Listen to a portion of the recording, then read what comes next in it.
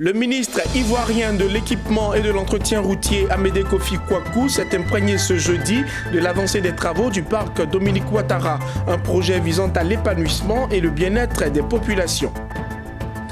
La Confédération générale des entreprises de Côte d'Ivoire et la Direction générale de l'emploi décident de vulgariser les décrets d'application du Code du travail.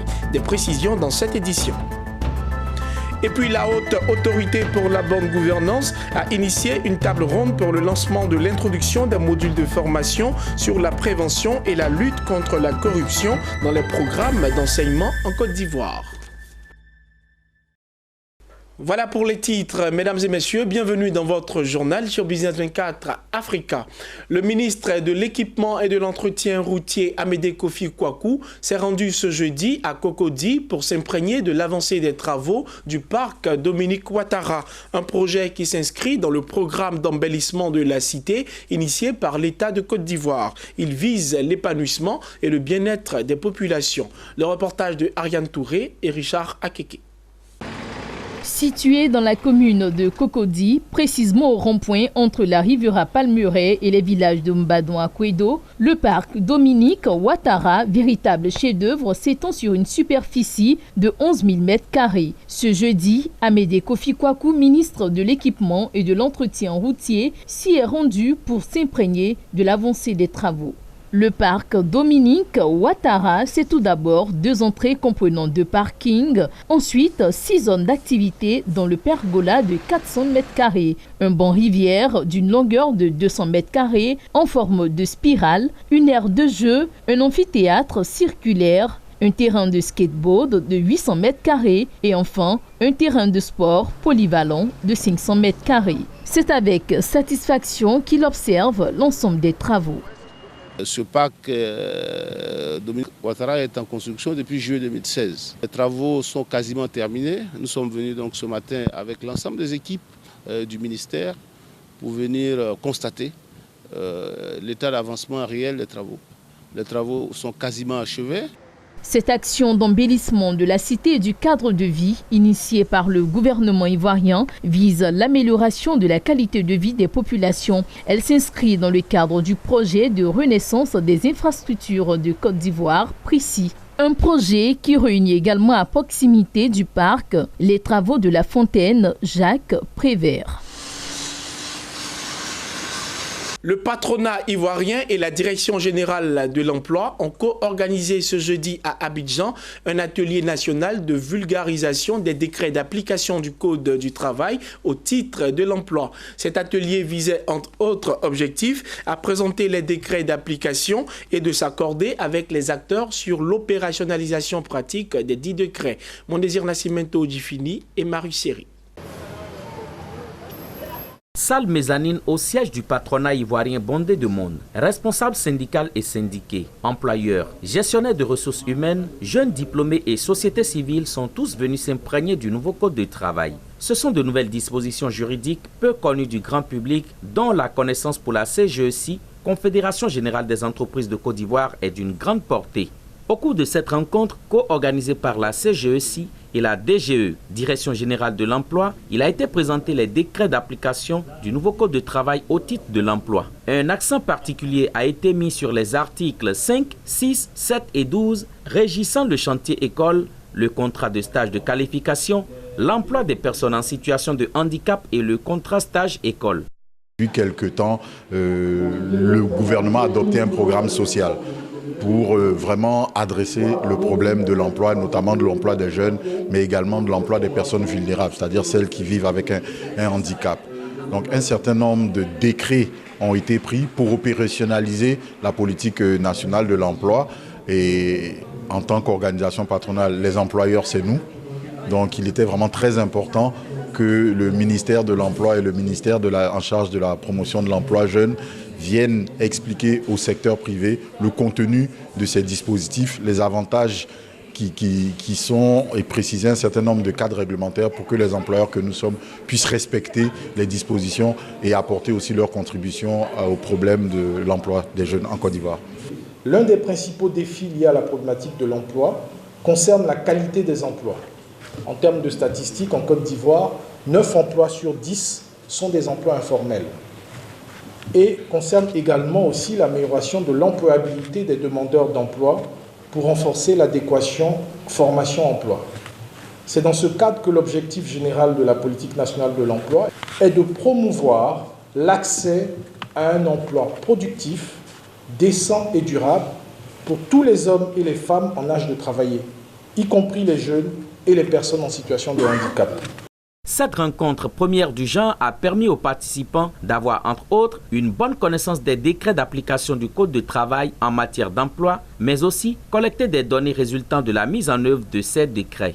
Ces décrets d'application limitent, le champ, de l'informel et permettent à tous ces travailleurs en âge de travailler de pouvoir accéder à un travail décent. C'est un plaisir pour la centrale en tant que partenaire social de l'État de Côte d'Ivoire, mais en même temps nous profitons pour demander à l'État d'aller encore plus loin. Oui, c'est déjà, il y a un besoin d'information parce qu'il y a de nouvelles dispositions réglementaires qui ont été prises en application du Code du travail de 2015. Donc il est important d'être au fait de ces innovations, d'en comprendre tous les enjeux, les contours également, et puis pouvoir partager des préoccupations, des observations qui sont liées à la pratique. Le nouveau Code de travail a été adopté par les députés le 20 juillet 2015. Sa promulgation a eu lieu le 14 septembre de la même année, ce qui implique son entrée en vigueur depuis le 18 septembre 2015. Conformément à sa mission d'éducation et de sensibilisation des populations sur les inconvénients de la corruption, la Haute Autorité pour la bonne gouvernance envisage l'introduction de modules de formation dans les programmes d'enseignement en Côte d'Ivoire. L'information a été portée à l'ensemble de la communauté autour d'une table ronde qui consacrait le lancement du dit projet. Canon Fulgence, Eliane Kwasi et Ariane Touré nous donnent des détails. Introduire des modules de formation sur la lutte contre la corruption dans les programmes d'enseignement est la mission que s'est assignée la Haute Autorité pour la bonne gouvernance. Une initiative qui répond aux engagements pris par la Côte d'Ivoire en ratifiant les conventions internationales de lutte contre la corruption qui recommandent aux États d'entreprendre des programmes d'éducation sur la corruption dans les écoles et universités. L'objectif est de permettre aux apprenants d'acquérir des comportements éthiques, de responsabilité, d'intégrité et de probité. L'introduction de ces modules de formation s'étendra du préscolaire au supérieur en passant par l'enseignement technique et la formation professionnelle ainsi que les écoles de formation des fonctionnaires et agents de l'État. Cette démarche rencontre la finalité du système éducatif qui est de former des hommes et des femmes capables d'intégrer harmonieusement le monde socio-professionnel et ayant de hautes valeurs d'éthique et de déontologie qui conditionneront l'émergence d'un Ivoirien nouveau. Afin de réussir, cette mission a été mise en place par la Haute Autorité pour la bonne gouvernance, un groupe de travail. Ses membres sont issus des ministères de l'Éducation nationale, de l'enseignement supérieur, ainsi que les écoles de formation des agents de l'ENA, INFG et l'école de police. Le projet d'introduction du module de formation sur la prévention et la lutte contre la corruption dans les programmes d'enseignement a débuté en 2015 par la formation des experts à Doha. Sur le front de l'assainissement du secteur de la santé, pas de moment de répit pour le ministre Eugène Aka Awole. Après avoir engagé la bataille contre la vente des médicaments dans la rue, le locataire du département de la santé et de l'hygiène publique s'investit dans l'assainissement des professions sanitaires. Le couronnement de cette dernière action s'est concrétisé par la délivrance des titres professionnels aux orthophonistes et aux opticiens. La cérémonie de remise de ces cartes professionnelles s'est déroulée mercredi dernier à Abidjan en présence de nos reporters Hervé Blagnon, Zénab Dousso et Tima Traoré. Ils sont au total 10, 9 opticiens et un orthophoniste à avoir reçu de manière symbolique leur carte professionnelle. Une action à mettre à l'actif de la volonté affirmée du ministère en charge de la santé d'assainir les professions sanitaires. Dans cette dynamique, la direction des établissements et professions sanitaires a engagé un processus rigoureux afin d'identifier les professionnels de l'optique, lunetterie et de l'orthophonie. La mise en place d'un comité de recensement s'est faite. Comité de recensement chargé de statuer sur les dossiers d'inscription en l'absence du Conseil national de la profession. Et à la suite, il y a un chronogramme qui a été établi. Lancement de dépôt des dossiers, réception des dossiers, authentification des diplômes auprès des structures compétentes. Pour le ministre de la Santé et de l'Hygiène publique, loin d'être un symbole, la remise des cartes professionnelles aux opticiens et aux orthophonistes s'inscrit dans un contexte d'assainissement des offres de santé. Nous avons voulu, dans la dynamique qui nous a été donc demandé d'impulser au ministère de la Santé à l'effet d'aller vers la résilience de notre système sanitaire, nous avons voulu donc envoyer ce message fort. Je voudrais que vous le receviez comme tel et que vous nous aidiez. Parce qu'au fond, c'est vous les acteurs, c'est vous qui allez exercer, c'est vous qui exercez votre profession. Aidez-nous. À mettre de l'ordre, ce sera bien sûr à votre avantage, mais ce sera avant tout à l'avantage de la population. Les bénéficiaires adhèrent à cette démarche qualité qui contribuera à un meilleur exercice de leur profession. Je suis comblé, je suis heureux de recevoir cette carte professionnelle que nous attendons depuis de longues années. Nous avons été identifiés. Aujourd'hui, on est reconnu officiellement au niveau national et au niveau international que nous sommes des opticiens professionnels. Pour nous, les orthophonistes, c'est particulièrement important parce qu'on est très peu nombreux à être vraiment diplômés. Et comme l'orthophonie n'est pas très connue et pas développée en Côte d'Ivoire pour l'instant, il y a beaucoup de gens qui se sont improvisés et autoproclamés orthophonistes sans avoir de formation adéquate. Le ministère de la Santé et de l'Hygiène publique ne compte pas s'arrêter aux opticiens et aux orthophonistes. Les semaines à venir, d'autres professions sanitaires passeront par ce processus d'identification. La Jeune Chambre internationale universitaire Abidjan a organisé une journée récréative au bénéfice des enfants albinos. Cette séance de détente et de loisirs s'est déroulée mercredi dernier à Doraville dans la commune de Cocody. L'objectif visait à occuper les enfants pendant les vacances et les détendre de façon ludique. Cette journée récréative des enfants albinos a regroupé toutes les couches socio-professionnelles des communautés de Côte d'Ivoire. Le reportage de Lucien Sbokwa et Lyon Gilbert.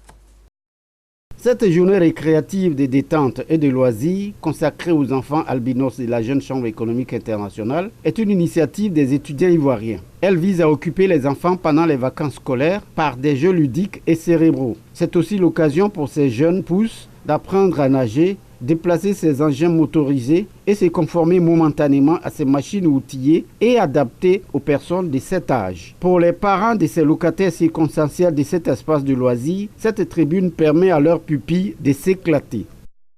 Je suis à ce jour dans cet endroit merveilleux qui me fait vraiment plaisir d'être ici aujourd'hui avec ma fille.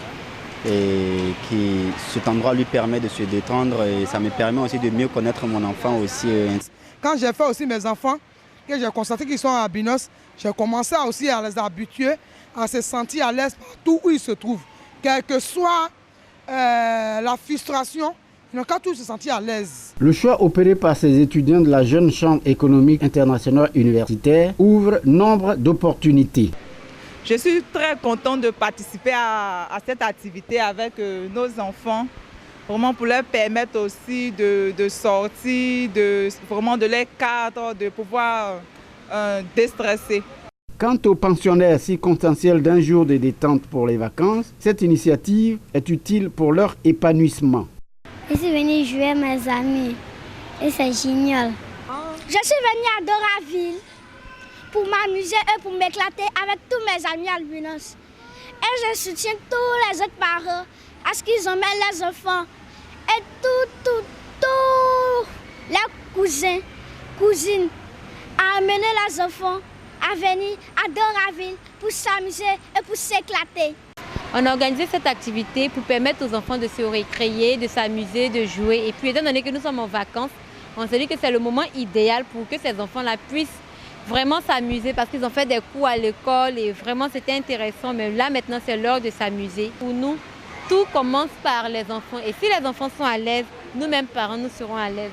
Pour la jeune chambre économique internationale universitaire, pilotée par Asana Bakayoko, cette activité entre dans le cadre de son programme de travail depuis août 2018. Les étudiants économistes de la jeune chambre projettent à la fin de cette mandature de booster des projets collectifs créateurs d'emplois.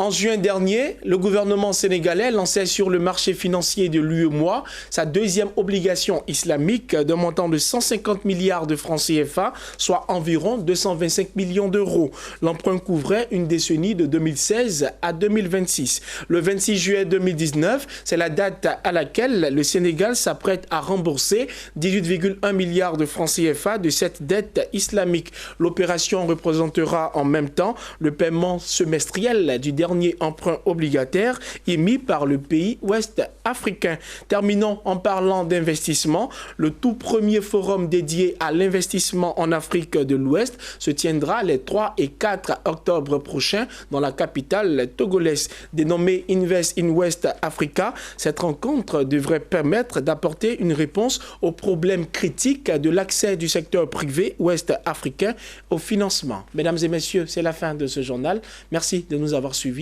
Bonne suite de programme sur Business 24 Africa.